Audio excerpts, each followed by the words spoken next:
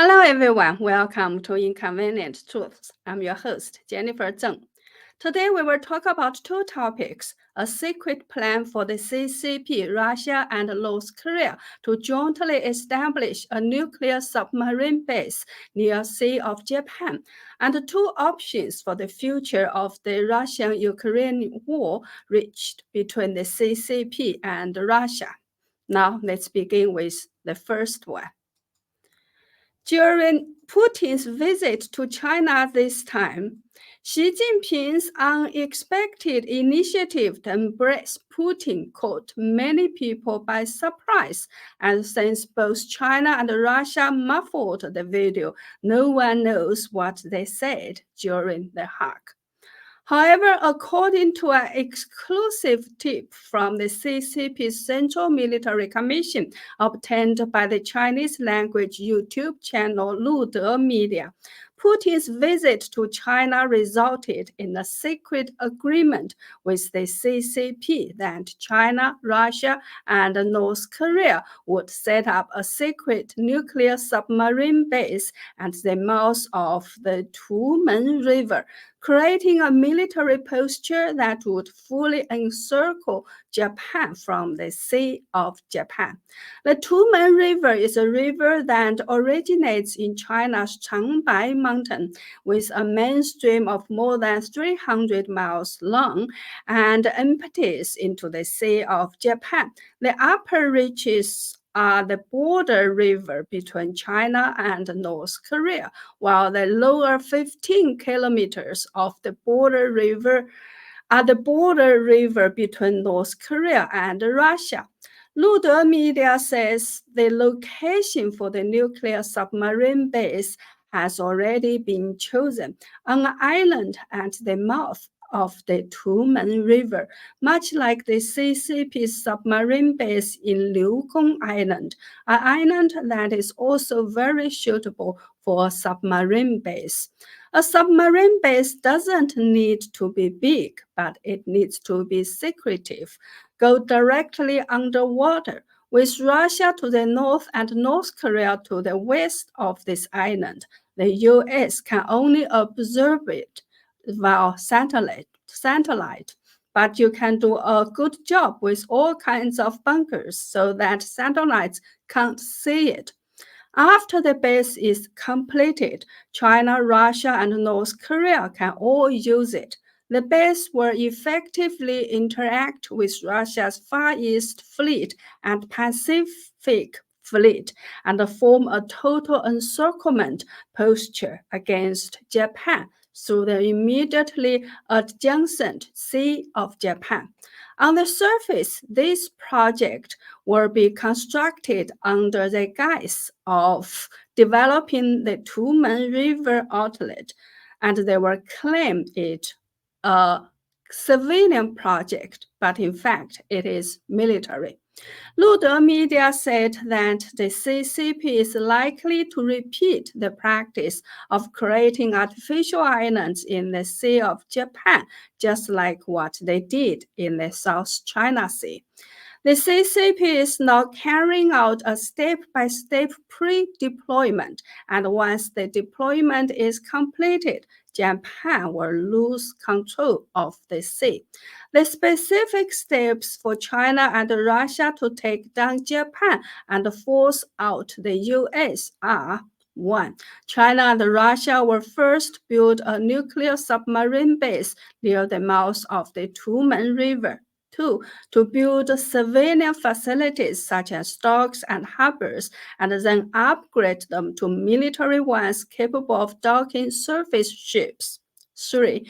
To create artificial islands in the Sea of Japan, and then militarize and weaponize them by deploying missiles, gradually encroaching the Sea of Japan, and ultimately form a direct military siege on northern Japan, which will eventually leave the US incapable of protecting Japan and forced to give up Japan. Once the US gives up Japan, its deployment in the Asia-Pacific region will have to shrink back to Hawaii.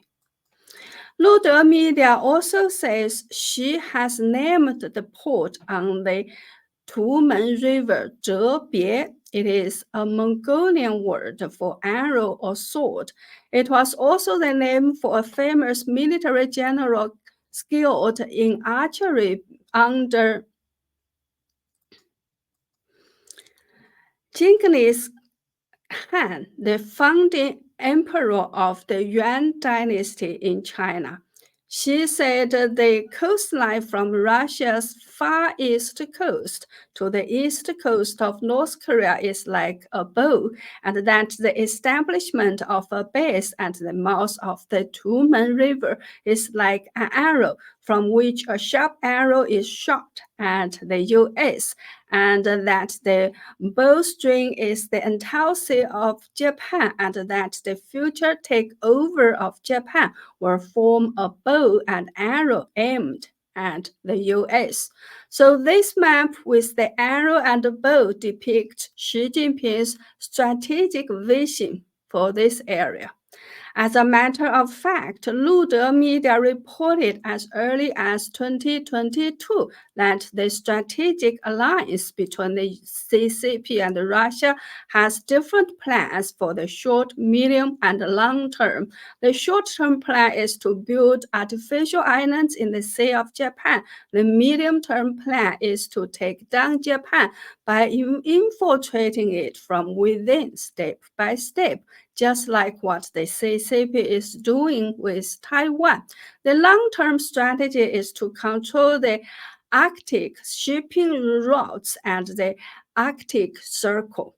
Lude media said that the CCP wants to destroy the Western manufacturing industry by restricting the overall development of Western industries through carbon emissions and environmental treaties such as the Paris Agreement on Climate Change that was adopted in 2015. The above is what Lude media has revealed, and I personally think it has credibility, so I'm sharing it here. From the joint statement signed by the CCP and Russia, which we talked about in our last program, it is clear that the CCP and Russia have clearly listed the US-led West as the common enemy, and they do not recognize the rule-based international order, but rather want to re-establish the so-called community with a shared future for humanity proposed by the CCP. An article published on the Chinese language website of the CCP's mouthpiece Global Times says that the relationship between China and Russia is stronger than ever as the world changes at an accelerated pace. The relationship between China and Russia is not a matter of expediency, but it is the backbone of great powers' commitment to the common values and pursuits of mankind. This is a clear official declaration of the CCP's intention to change the world order together with Russia. Since Xi Jinping had already declared that he would push together with Putin for great changes that were yet to be seen in 100 years, then the formulation of corresponding short, medium, and long-term strategies is also a must. So, in the face of the active preparation of the CCP and Russia, it is the Western world that seems to be very passive and lacks active countermeasures.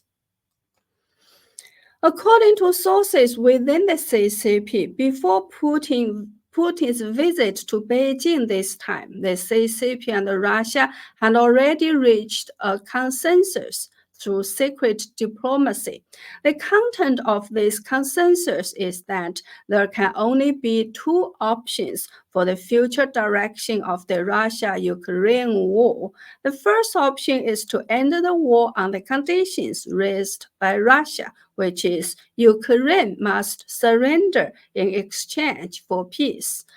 The second option is that if Ukraine does not accept the condition of surrender in exchange for peace, then the CCP and Russia will join hands to pronounce the Russo-Ukrainian War and ultimately bring down the US and Europe.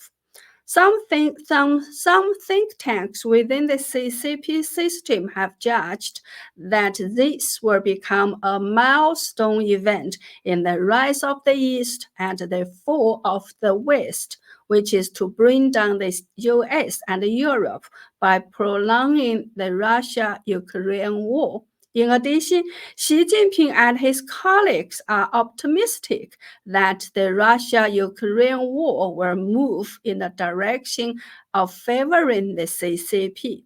They believe that the US knows that whether it is North Korea's massive arms export to Russia or Iran's massive drone support to Russia, the real backer is actually the CCP.